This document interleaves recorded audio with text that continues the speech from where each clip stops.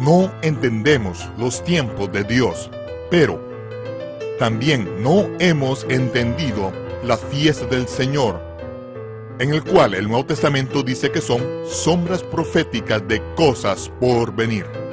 Las profecías en las fiestas del Señor, presentado por Michael Root. Shalom, este es Michael Root y les hablo de los jardines de Ofel en el monte Moriah en la ciudad de Jerusalén. En el invierno del año 1997 me encerré en una cabaña en los bosques del norte de Wisconsin. Durante varios meses estuve sentado día y noche con los pies en un saco de dormir, una lámpara de lectura sobre mi hombro izquierdo y las escrituras en mi mano. Tenía suficiente arroz y frijoles como para que me durasen hasta la primavera y lo único que necesitaba era entender las instrucciones de mi Creador y cómo debía servirle. Ni la luz del día ni la oscuridad afectaban mi horario. No tenía a dónde ir, a nadie a quien ver y a nadie con quien hablar. Cuando se me cansaban los ojos dormía y cuando me despertaba continuaba leyendo. Durante el segundo mes de mi reclusión me desperté a mí mismo, me senté de golpe y un porrazo y grité: y él, el Mesías, confirmará el pacto con muchos por una semana. Y él, el Mesías, confirmará el pacto con muchos por una semana. No estaba soñando y por experiencias pasadas percibí que esta era una revelación del cielo, pero no tenía ni idea de lo que podía significar. Sabía, como es natural, que esta frase procedía del capítulo 9 de Daniel, pero me había criado con una interpretación completamente diferente de esta frase. Al día siguiente empecé a estudiar esa sección en Daniel. Si esta era una verdadera revelación, sabía que las implicaciones serían profundas. Una semana después dejé la cabaña para visitar a un amigo ministro en Minneapolis. Estaba al teléfono cuando entré en su despacho y me hizo señas para que me sentase. Cuando colgó el teléfono, le dio la vuelta a su silla y dijo de repente: ¿has pensado alguna vez que el que confirma el pacto se refiere al Mesías y no al Anticristo? Es algo que me vino a la mente a medianoche la semana pasada y no he podido dejar de pensar en ello. Entonces le conté mi experiencia. Me fui de su despacho más convencido, pero necesitaba más confirmación. Poco menos de un mes después estaba en la casa del arqueólogo que encontró el Arca del Pacto mientras excavaba aquí cerca en el monte Moriah. Era cerca de la 1 de la madrugada cuando me sentí forzado a compartir el incidente con él. Cuando lo hice, pegó un salto en su silla y gritó: ¡correcto! El Mesías es el que confirma el pacto. Una semana después estaba con un rabino mesiánico en Texas que confirmó que el texto hebreo y el contexto mismo ambos indican que el Mesías es quien confirma el pacto. Ahora, estaba listo para hacer pública la revelación. Te invitamos a que te unas a nosotros en estudios de televisión de Lester Sumrall, donde esta presentación multimedia sobre las profecías en la fiesta del Señor fue grabada por el Club de la Profecía. Esto es Profecía Bíblica 201. Y ahora, veremos el episodio número 23 de una serie de 26 partes sobre las profecías en la fiesta del Señor. No vendrá ese día sin que antes... Continúa el ángel diciendo: a la mitad de la semana, el príncipe hará cesar el sacrificio y la ofrenda, y por la muchedumbre de las abominaciones vendrá el desolador hasta la consumación. Esa es la razón por la que la frase "el pueblo del príncipe vendrá" se encuentra ahí, hablando de un nuevo del príncipe que habrá de venir, porque a lo largo de todo el libro de Daniel habla de un príncipe malvado que vendrá, el rey de las tinieblas, el rey de la maldad. Vemos que en el libro de Daniel, él es quien causa la abominación de la desolación. Si existe alguna duda al respecto, vemos que en la fiesta de Purim, el Mesías mismo dice: cuando veáis la abominación de la desolación de la que habló el profeta Daniel, el que esté en Jerusalén salga de inmediato. Si estás en el campo, no regreses a buscar un saco de dormir. Si estás en el terrado de la casa, no regreses a casa a buscar un abrigo. Sal corriendo de Jerusalén, y más te vale orar para que no caiga en un día de Shabbat. Porque no conseguirás un taxi ni un autobús. Es difícil ir a un lado en el día del sábado porque todo está cerrado en la tierra de Israel. Esperemos que no suceda en invierno, porque si no tienes tiempo de buscar un abrigo y un saco de dormir, te vas a congelar. Pero dijo que debíamos de salir de allí. Incluso aunque te congeles, márchate de allí. Y más te vale esperar, no estar embarazada o tener bebés pequeños a los que estés dando del pecho en esos días, porque entonces llegarán las grandes tribulaciones como jamás se han visto desde el principio ni nunca sucederán, y a menos que esos días sean acortados, ninguna carne se salvará. El hombre se va a colocar a sí mismo al borde de la destrucción y comenzará en ese momento mismo a la mitad de la semana entre el 2 al 10 de Tishri, junto a mediados de esa semana de la abominación de la desolación de la que habló el profeta Daniel tendrá lugar. Esto es algo sumamente grave y dice, pero por amor a los escogidos esos días serán cortados. Veremos de qué modo serán cortados esos días y cuándo lo serán, porque todo esto tiene que ver con el cumplimiento de las fiestas del Señor. De modo que la abominación de la desolación de la que habló el profeta Daniel suceda a mediados de la semana. Eso es lo que sucede exactamente 3 años y medio después de que él, el Mesías, confirme el pacto con su pueblo. 3 años y medio después llegamos al 70 jubileo, y ahora vamos a ver de qué modo encajan todas estas cosas. Es a mediados de la semana de lo que habla el apóstol Pablo, escribiendo a los creyentes en Tesalónica, que estaban pasando por una gran tribulación en esos momentos, pero por mucho que les torturasen, por grave que fuese la persecución, no doblaron las rodillas excepto ante el Señor mismo. Sus vidas y su manera de vivir fueron una gran inspiración para el resto de los creyentes, de modo que les escribió y se lo dijo: les escribo palabras de consuelo, y les dijo: es un acto de justicia de parte de Dios hacer pagar por la tribulación a aquellos que ahora os están atribulando. Vosotros que ahora sufrís tribulación, descansaréis cuando el Señor Jesús sea revelado desde el cielo con sus poderosos ángeles, vengándose con llamas de fuego. Como dice la palabra, mía es la venganza, yo pagaré, dice el Señor. Él dijo que si le seguíamos, que debíamos tomar nuestra vara de la ejecución y seguirle. Me han odiado y van a matarme. A vosotros también os van a odiar y van a venir tras vosotros, pero sed de buen ánimo. Yo he vencido al mundo, aguantad un poco, vais a vencer, yo os daré la vara de hierro y un día gobernaréis conmigo. Esa es la promesa que él ha hecho. De modo que hay justicia de Dios cuando hace que paguen por la tribulación. Y continúa diciendo en 2 de Tesalonicenses capítulo 2, dice: con respecto a la venida del Señor y nuestra reunión con Él, respecto a esto, os rogamos que no os dejéis mover fácilmente de vuestro modo de pensar, ni os turbéis ni por espíritu, ni por palabra, ni por carta, como si fuera nuestra. El día del Señor está cerca. El contexto es el día de Cristo, cuando Él venga para aliviar el dolor y la angustia de la tribulación de sus santos, cuando Él, por medio de una venganza ardiente, venga contra aquellos que han estado persiguiendo a su pueblo. Respecto a ese día y la venida del Señor, no dejéis que nadie os engañe y os venga con mentiras, a fin de hacer creer que el día del Señor es eminente, está a mano. Es lo que dice la versión del Rey Jaime. A mano es enisteken, eminente, inmediata, muy cerca, algo que puede suceder en cualquier momento. No dejéis que nadie os engañe haciendo que creáis que debéis de vender todo lo que tenéis, envolveros en sábanas y salir a sentaros sobre la cima de la colina el 8 de octubre de 1988 con 88 razones por las que debéis hacerlo. O convenceros con 93 razones de por qué debéis de envolveros en una sábana y sentaros sobre la cima de una colina en 1993, siempre que alguien me da una fecha pagana como el 8 de octubre de 1988, la tiro de inmediato a la basura, porque Dios no hace funcionar el universo según el calendario pagano. Pero no os dejéis engañar de ninguna manera, porque el día que nos reunamos, el dolor y la angustia de la tribulación será aliviado. Ese día no llegará hasta que no se produzca antes la apostasía, apostasia, la postura rebelde, y sea revelado el hombre de pecado, el hijo de destrucción, que se opondrá y se exaltará a sí mismo por encima de todo lo llamado Dios, para que él cómo Dios se siente en el templo de Dios proclamando ser Dios. Sucederá primero.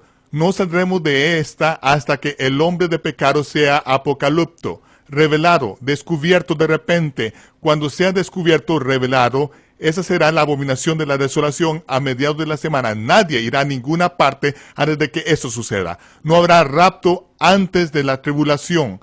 Así dice el Señor. No habrá rapto antes de la tribulación.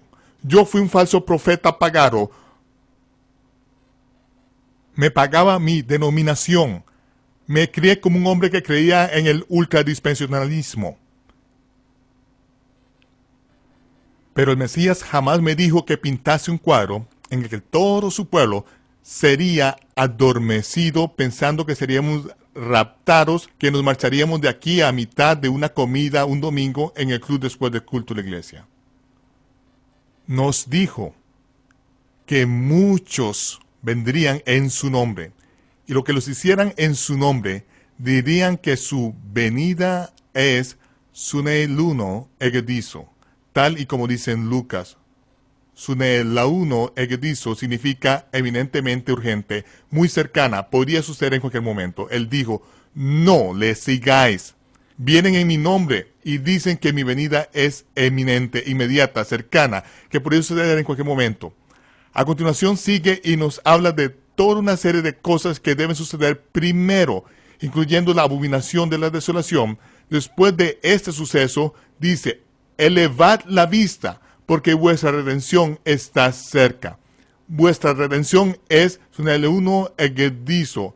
Es ahora inminentemente urgente y sucederá después de la abominación de la desolación. Así que esta noche estoy aquí para decirles esto, aunque sé que es difícil para muchos escucharlo. Me doy cuenta de que un día estaré ante el trono del Dios Todopoderoso. El juez estará sentado en él, me mirará y me dirá, ¿tú dijiste que yo dije qué? Así que rara vez digo, el Señor me lo ha dicho o así ha hablado el Señor. Porque sé que un día dirá, ¿tú dijiste que yo dije qué? Y tendré que responder ante Él. Yo acostumbraba a ser un falso profeta profesional pagado. Era un falso profeta denominacional. Pero me niego a seguir diciendo mentiras. No estoy dispuesto a poner una trampa ante mis hermanos y hermanas, de modo que crean que la vida va a continuar tranquilamente hasta que nos marchemos de aquí gracias a un rapto anterior a la tribulación, porque no va a suceder. No existe el rapto anterior a la tribulación. Así lo ha dicho el Señor. Por eso yo escribí el libro El Ministerio de la Iniquidad, los requisitos legales indispensables para el regreso del Mesías Jesucristo. Cuando el Señor me convenció de estas cosas, supe que tenía que abrir mi boca.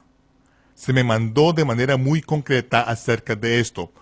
Hubo un largo tiempo de llanto y de ser consciente de que tan pronto como abriese la boca sobre esto, iba a perder todas mis amistades. Pero después de que todas las verificaciones llegasen al punto en que no podía permanecer sentado y no decir nada, escribí el libro, abrí mi boca y perdí a todas mis amistades. Pero desde entonces tengo mucho más amigos. Tengo mucho más amigos que se están enfrentando con la realidad, que no están viviendo un cuento de hadas, que desean caminar con el poder de Dios durante ese tiempo y ser luces en el mundo. No son personas que se quieren marchar de aquí. No son cobardes. No son personas que desean continuar viviendo la vida tal y como es, sino que son personas que quieren regresar a la fe una vez que fue proclamada a los santos. Es ahí donde estamos y es para los cuales el libro de Apocalipsis fue escrito. Y es lo que estamos abiertos. Ahora llegamos al gráfico final en nuestro calendario que se llama la cuenta regresiva al séptimo milenio y la confirmación del pacto. Subtitulado la Shevúa o Semana 70 de Daniel, la confirmación del pacto, anulación del pacto con la muerte, el antimesías revelado, la resurrección de los santos y el reino del Mesías en la tierra. Para empezar esto, iremos a la parte de debajo de este gráfico en particular para ver una profecía concreta que todos hemos vivido. Estoy convencido de que esta profecía ya sucedió en nuestra época. Tiene que ver con lo que sucedió el 13 de septiembre de 1993. En ese día, Yitzhak Rabin, Yasser Arafat y Bill Clinton, representando a las Naciones Unidas por medio de los Estados Unidos, se reunieron en el Jardín de las Rosas en Washington, D.C., estando presentes unos 3.000 testigos, firmaron el Acuerdo de Paz de Oslo. Como es natural, Oslo significa en hebreo la taza de inodoro, lo cual considero muy apropiado porque ese acuerdo está a punto de desaparecer al tirar de la cadena. El día en que se firmó el Acuerdo de Oslo, y ese es el día en que Israel participó en un pacto que quebrantó el pacto de Dios con Abraham. Isaías habla sobre un pacto con la muerte. En el capítulo 28 de Isaías dice: los dirigentes de Israel obrarían con maldad en contra del pacto. Recordarás que Dios hizo un pacto con Abraham y su descendencia, y que una porción de tierra desde el río Éufrates hasta el río Nilo les pertenecería, siendo dada por Dios mediante un pacto eterno. Pero además vemos que Isaías profetizó acerca de un tiempo en que Israel se convertiría en una nación en un día, y cuando sucedió, efectivamente así fueron, atacados 8 días después. Así que el derramamiento de sangre empezó el 8º día de la nueva vida de Israel. El 8º día es cuando se circuncida al hijo varón. Y al final de esa batalla, Israel recuperó más tierra de la que les había sido originalmente dada. En 1967 Israel fue atacada de nuevo. Los estrategas militares del mundo les concedían tan solo unas pocas semanas de supervivencia, pero después de 6 días, Israel volvió a recuperar aún más tierra, incluyendo toda la península de Sinaí, y las tropas de israelíes se apoderaron de la tierra hasta el Nilo en Egipto, recuperando aún más tierra. En 1973, Israel fue atacada en Yom Kippur, el día de expiación. Al final de esa guerra, en la que solo se le concedía a Israel un par de semanas para que sobreviviese, Israel recuperó más tierra todavía. Vemos aquí que se establece un patrón, ¿no es cierto? Dios hizo un pacto con Abraham, haciendo que Abraham se sumiese en un sueño, lo cual significa que ni siquiera dependía de la fuerza de Abraham mantener ese pacto. Sería Dios quien lo consiguiese, pero los dirigentes de Israel han obrado con maldad en contra del pacto, estableciendo un acuerdo con el infierno y un pacto con la muerte, acerca de lo cual se habla en el capítulo 28 de Isaías. Han entregado tierra al enemigo, a las Naciones Unidas, a los filisteos, por una promesa de paz. Dios llama a eso un acuerdo con el infierno, un pacto con la muerte. Participaron en ese pacto el 13 de septiembre de 1993 y Yasser Arafat dijo que iba a proclamar el Estado palestino con Jerusalén como su capital el 13 de septiembre del año 2000, exactamente 7 años a la fecha desde que Israel participó en ese pacto según el calendario pagano. Sigo insistiendo en que Dios no dirige el universo ni cumple sus profecías de acuerdo con ningún calendario pagano o ni siquiera con el calendario judío, en que puede haber días o a veces hasta un mes de diferencia en el caso de este año. Sigo afirmando que Dios gobierna el universo y cumple sus fiestas en sus días, tanto si lo reconocemos sí o no. El tiempo lo dirá. Pero el 13 de septiembre de 1993 coincidió con el 1 de Tishri de 5994, Yom Teruah, el Día de las Trompetas. El Día de las Trompetas, hemos visto a lo largo de la historia que el Día de las Trompetas es el día en que se hacen los anuncios. El Día de las Trompetas es cuando fueron dados los 10 mandamientos, la Torá. El Día de las Trompetas es cuando apareció la gran señal anunciando el nacimiento del Mesías, que tuvo lugar 15 días después en la fiesta de los tabernáculos. Y este próximo 1 de Tishri hará 7 años desde que Israel participó en ese pacto con la muerte. Isaías dice: Dios anulará su pacto con la muerte. Con el fin de anular ese pacto con la muerte, Dios tendrá que actuar dentro de los parámetros de ese pacto. En otras palabras, si es un pacto de 7 años, Él lo va a anular. Pensaríamos que tendría que anularlo dentro de los parámetros del pacto original. Este mayo pasado, cuando estuvimos en Israel, nos dimos cuenta de que estaba sucediendo algo muy significativo. uno de los anteriores dirigentes de Israel se había marchado del país durante la o hecho más exacto, la fiesta de los panes sin levadura, y estaba en una reunión en Europa. Lo que salió de esa reunión fue el reconocimiento de que muy pronto iban a convocar una cumbre, y en ella los Estados Unidos convocaría a los dirigentes israelíes y palestinos, y lo que estaba en juego es lo que encaja a lo largo de estas líneas. Hace varios años se dijo que existían 100 cabezas nucleares del tamaño de una maleta, que el paradero desconocido del arsenal ruso.